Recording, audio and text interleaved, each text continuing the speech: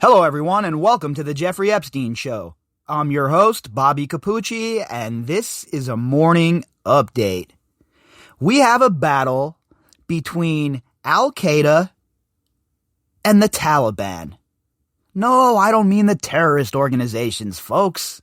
That would be for a different podcast. What I mean is, we have Les Wexner and Alan Dershowitz suiting up and preparing for battle against one another. And since the beginning of this, I have said here on this podcast, and most assuredly in the backyard talking to my friends and my family, that these people will eventually turn on each other. Because there is no honor amongst thieves, and certainly no honor amongst human traffickers. So we're seeing it begin. We're seeing the very beginning stages of these people turning on each other. And it will not be long before the turning on each other becomes the ratting on each other. Because it's all about self-preservation. These people only care about themselves.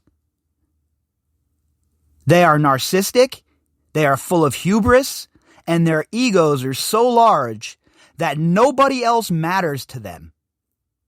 And if you think somebody like Alan Dershowitz is going to go down alone for something like this, or go down without bringing others down with him, then you have not been paying attention to the plot.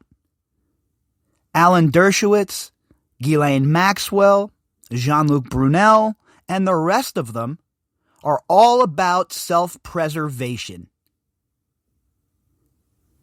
And it will not be long before there are other arrests, and once those people are in custody, I'm looking at you, the Core 4, the ratting will begin at an epic pace. If we have the sort of agents that we send in against the mafia, or against El Chapo, or against insert criminal here, and they're able to get them to roll over on their friends, they're able to get them to plea down and rat on other members of their other associates in their criminal families. Do you really think that these pampered ass, baloney smelling members of so-called polite society are going to be able to withstand the pressure brought upon them? Absolutely not. And we're seeing it already without arrests being made. We're seeing them throw each other under the bus. We're seeing Dershowitz attack Les Wexner. And folks, from where I'm sitting, it is like the Taliban having a fight with Al-Qaeda. Oh, I'm not rooting for either side. I just want ultimate carnage to occur to both parties. And that's what I hope happens here. I hope they both come out of this looking and smelling like shit. Because at the end of the day, both of these men have been credibly accused and fingered by Virginia Roberts as partaking in the abuse. Not just enabling, not just being the well-intentioned lawyer who is upholding the Constitution. No. Partaking in the abuse. The both of them. So watching them have this fight, watching them have this little quarrel between each other, I am taking great joy in it, folks. And our article today happens to have that as its topic. Our article today is from Law and Crime. The headline: Jeffrey Epstein's former client accused Alan Dershowitz of staging collateral attack on accuser's credibility. The author of this article, Colin Kalmbacher. So what they're saying here is the Wexner team is saying that Dershowitz is staging another attack on Virginia Roberts, and he's trying to use Wexner as a proxy. That's basically what his law team is saying here in that headline. And boy, that's explosive stuff. That is super explosive stuff. And it's going to come back and it's going to bite. Alan, I kept my underpants on. Dershowitz right in his tighty-whitey covered ass. Former Victoria's Secret CEO Leslie Wexner is apparently not interested in helping Alan Dershowitz in the latter's ongoing defamation lawsuit against Virginia Roberts. Yeah, why would he? Why would Wexner want any more light brought into this? Why would Wexner want his name involved in this any more than it has to be? Because his time's coming, folks. His time to be in the spotlight is most assuredly coming. If you think that he's wiggling off of this hook, you're wrong. On Monday, Senior U.S. District Judge Loretta Preska ordered the unsealing of several documents related to the Jeffrey Epstein affair. Those documents are part of Dershowitz's still ongoing case against Roberts, which is a separate legal matter from the long-settled defamation case filed by Roberts against alleged Epstein accomplice, co-conspirator, fellow child abuser, general all-around scumbag, Ghislaine Maxwell. And you see the progression of Alan Dershowitz's slide into being unhinged as these documents are being unsealed, or the judge is giving the okay to unseal them. Dirty Dersh is becoming more and more off the handle. His posts are crazy. His Doc Brown hair is crazy. He's not making any sense. He's not being logical. And he continues to attempt to demean the survivors, which is the worst strategy of all time. Look, I've said it numerous times. If I was accused of these crimes, I would vigorously defend myself. I would leave no stone unturned. The first step would be, I would go willingly to the FBI and sit down under oath and have a conversation with them about what I know. I most certainly would not attack the survivors the way he has. That is not a winning strategy, and you would expect better from such a high-profile attorney, a high-profile Harvard graduate. You would think that he would have enough sense to use the proper method of defense here. But he hasn't, and you can tell that he understands the stakes, and that is why he is going for scorched earth. But we see you, Mr. Dershowitz. We understand what you're doing, and we all know that you do not have the high ground here. You do not have the defense, the kind of position that can be defended. So you lash out. You attempt to move the goalposts, and you attempt to bring Wexner in to try and take a little bit of the load from your shoulders. Well, don't worry, Mr. Dershowitz. Wexner's time is coming. But for now, you, my friend, are directly in the crosshairs. The two controversies, while legally several dockets apart, are closely related in terms of at least some of the underlying facts. Roberts sued Dershowitz for defamation in early 2019. Dershowitz countersued Roberts for defamation in late 2019. And again, this is the kind of thing that Alan Dershowitz does. You would think a guy that has attained the level of success that Dershowitz has would be comfortable going back to his house in Martha's Vineyard, playing his naked volleyball, being a voyeur, spying on some of his neighbors, and living whatever kind of life an old coot like him lives. But instead, he thinks that he is going to be able to control this narrative. He thinks that he's going to be able to shift the narrative to any place he wants it to be shifted, because that's exactly what has happened in the past. Well, you're not up against the legacy media anymore, Mr. Dershowitz. You're not up against people that you're friendly with anymore, Mr. Dershowitz. Now you must answer directly to the people of the United States and the people of the world, because citizen journalists are not going to let you off the hook. None of us are. So just get ready. Get ready for the battle of your life. Get ready to face the consequences of your actions.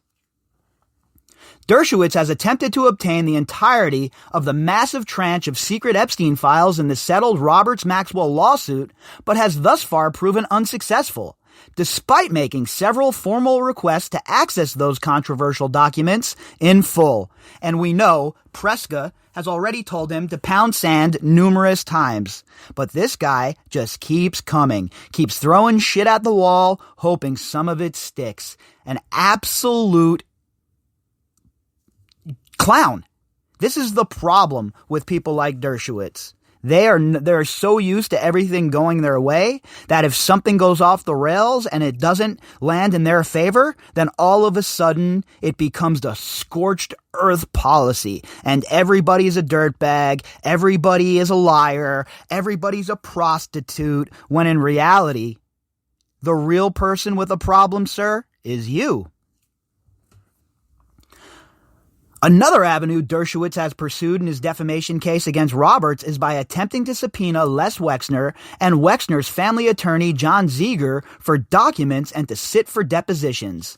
And remember, Alan Dershowitz claims that all of this is some big scheme to try and extort money from Les Wexner. He's been on record saying that. Virginia Roberts is trying to extort money from Les Wexner. Zero evidence of that. We've never seen any evidence of that. None of it. And, in fact, Wexner has come out and said that is not the case. So, again, Mr. Dershowitz, stop BSing everybody. Be a man and go to the FBI on your own and sit down under oath and answer their questions. If you're innocent, what's the big deal? Wexner has long been adjacent to Epstein's alleged global elite sex trafficking empire due to Epstein's years-long work as Wexner's financial advisor. Artist Maria Farmer also told law enforcement that she was sexually assaulted by Epstein and Maxwell while serving as Wexner's artist in residence in 1996. Facts. Maria has been very clear about what occurred on that farm. Maria has been very clear about Wexner, his wife, and the head of their security, Randy Bowie. Don't think I've forgotten you, Mr. Randy Bowie.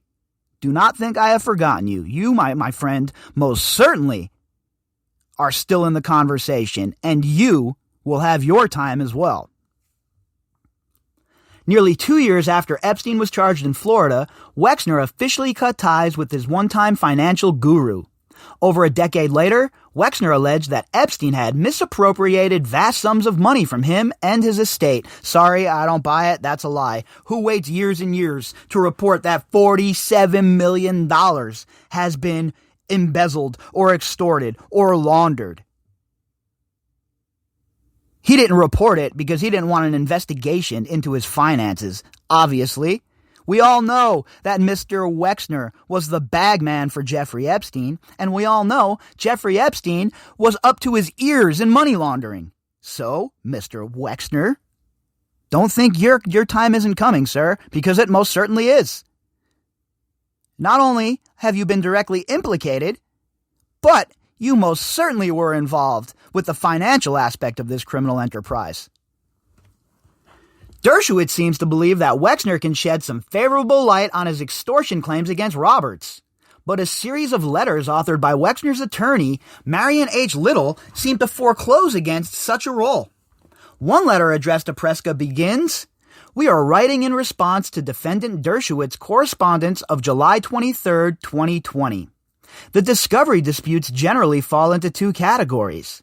The first is the manner by which confidential documents and testimony should be produced. We submit discovery should be conducted subject to a protective order. The second relates to the scope of discovery and specifically whether defendant adopting the maxim falsus in uno falsus in omnibus should be permitted to impose an uneasy burden upon Mr. Wexner and many others for purposes of staging a collateral attack on the credibility of Miss Roberts with extrinsic evidence. We submit there is no basis for compelling Mr. Wexner's deposition." Wow. That's explosive, folks. That's basically saying, in layman's terms, you're a liar, Mr. Dershowitz, and Mr. Wexner has no information to provide you for you to try and harpoon Virginia Roberts with, okay? The Latin employed above translates to false in one thing, false in everything. and is another way of Wexner saying that Dershowitz's demands for testimony are premised on falsehoods. Specifically, Little is arguing that Dershowitz has brought an immaterial and incorrect theory about another defamation lawsuit filed against Dershowitz by famous attorney David Boies. Again, the letter at length. Dershowitz's counterclaim includes the contention that Miss Roberts defamed him as part of a scheme orchestrated by Mr. Boies to extort monies from wealthy men. And this is when Dershowitz concocted the idea that all of this was about extortion. This is all about a money grab from Virginia and the girls. Has nothing to do with the fact that they were abused. And the only way that anyone is ever going to be punished as far as Epstein's concerned is financially. So you try and demean them and cast them in a bad light because they're going after what is rightfully theirs. And I think that, my friend, is bullshit. All right? This isn't a case of he said, she said, let's try and grab some coin. This is a case of hundreds, if not thousands of girls being molested by Jeffrey Epstein and his friends. And every last dollar that all of those people have should be distributed to these girls, point blank, period. While many of these are discovery subjects that should be, in the first instance, explored with Miss Roberts and Mr. Boies, Mr. Zeger did have communications with Mr. Boies and can readily confirm that, get ready for this, folks, no extortion demand was ever made, no settlement was entered into, and not a penny or other consideration was ever paid. Okay, that's a lot to unpack. So, what he's saying is, there has never ever been any extortion demand by Virginia to Les Wexner or in regards to Les Wexner. None, never happened. Again, another Dershowitz lie. So Alan Dershowitz, where's all this evidence you always talk about, Mr. I kept my tighty whitey underpants on? You just go around and you fire bombs at people, you talk shit about people, you threaten to sue people, when in reality, your story is falling apart as fast as some generic-ass wannabe shoes that were made in China, okay? Just the opposite is true for Mr. Wexner, however. He had no involvement and thus lacks any personal knowledge relating to defendant's so-called extortion claim. Mr. Boies, who is in the midst of litigation with Dershowitz, can readily confirm Mr. Wexner's lack of involvement without burdening non-party. So, again, Dershowitz is proven to be a liar here. And it's just fact, right? He says that Wexner was extorted by Virginia. Wexner himself and his lawyer says that's not the case. Now, if Wexner was being extorted by Boies, if Wexner was being extorted by Virginia Roberts, don't you think that he would use that as a defense, folks? Don't you think he'd come out both guns blazing? But he hasn't. And that's because Mr. I kept my underpants Dershowitz is living in a fantasy land. In other words, Wexner is saying that neither he nor his family attorney have any idea what douchey Dershowitz is talking about. Another letter from Little to Dershowitz's attorney, Howard Cooper, is especially dismissive of Dershowitz's requests. At the outset, we note that your email appears to be an effort to review both the context and content of our discussions, the letter says. We assume that your client is driving this new position, but we are obviously obligated to respond directly through you. Little goes on to accuse Cooper and Dershowitz of incorrectly stating the amount of documents responsive to the subpoena and to note that none of those documents will be released without a protective order. So Wexner's lawyer here is telling him to pound sand. Zero chance that he's getting any of those documents that he wants without a protective order in the case. And Preska has already been clear about protective orders. We have cited for you a mandatory rule. We have cited for you the case law, Little's letter goes on. In response to both, you have offered nothing, meaning Dershowitz has offered nothing. Little also accuses Dershowitz of game playing and breaching the terms of a prior agreement and threatens to go after the Harvard law professor for attorney's fees. Well, what do you know? Mr. Dershowitz, shoe is on the other foot, sir. How does it feel to have other high-profile people chasing you down? How does it feel to no longer be the predator and to be the prey.